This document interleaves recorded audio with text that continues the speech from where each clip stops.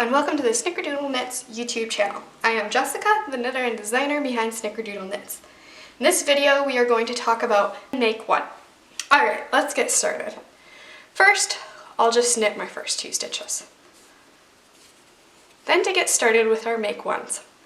So all of the make ones use this bar that is located between the 2 stitches that you are working. For this reason, a make one cannot happen on either end of the work. It must happen between 2 stitches. So you see that?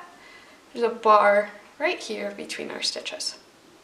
The way that I use a simple make one in my knitting patterns is just picking up this bar, wrapping it from back to front, and just knitting that stitch. So as you can see, we've created a hole. I use this as an increase that uses a decorative eyelet look along like the spine of a shawl. So I'll knit one and I will demonstrate that again. Pick up your bar, wrap it from back to front, and just knit that stitch. I'll knit one more. There you go. That is the make one.